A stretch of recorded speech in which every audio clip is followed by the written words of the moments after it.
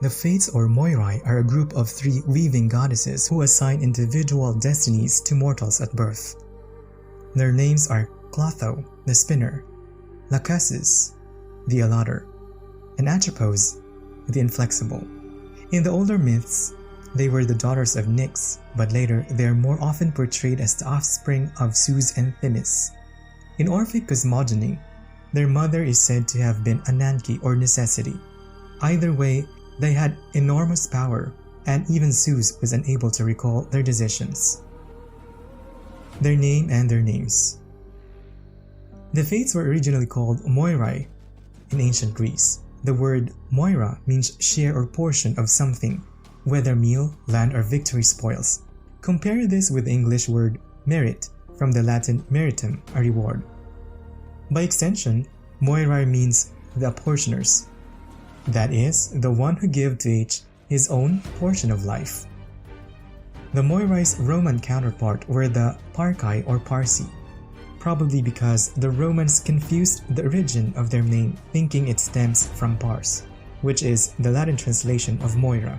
It's actually derived from parere, to bring forth, which explains why the Parcae were initially birth spirits, and also why the Romans weren't so far off when they merged with the Moirai.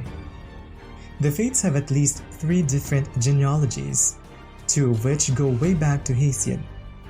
In his Theogony, the poet first informs us that the Fates are the fatherless daughters of Nyx, the night, only to later describe them as daughters of Zeus and Themis, and thus sisters of Hare, Eunomia, Viki, and Erin.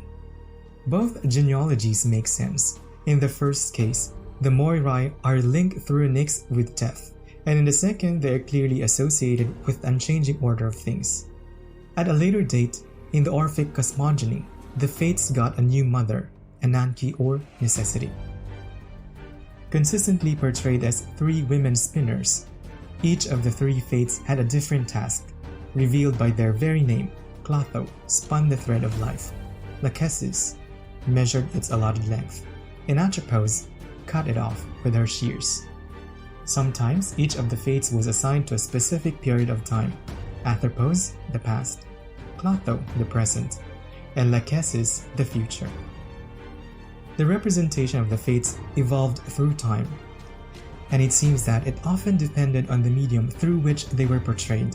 Thus, in the usual arts, they were usually depicted as handsome women, but in literature, they are often imagined as both old and ugly. In any case, they are almost always pictured as weaving or binding thread. Sometimes one or all of them can be seen reading or writing the Book of Fate.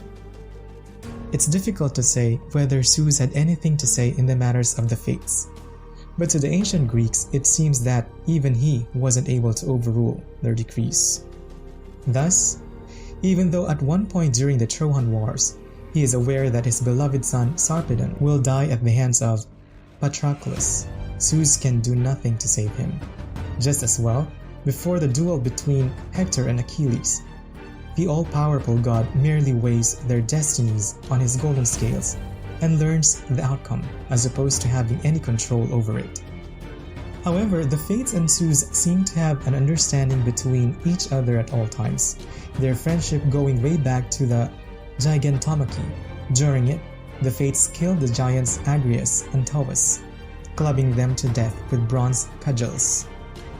They helped Zeus even more when they tricked Typhonus into eating some power-weakening fruits, which they successfully persuaded him to do by convincing him to believe in the opposite.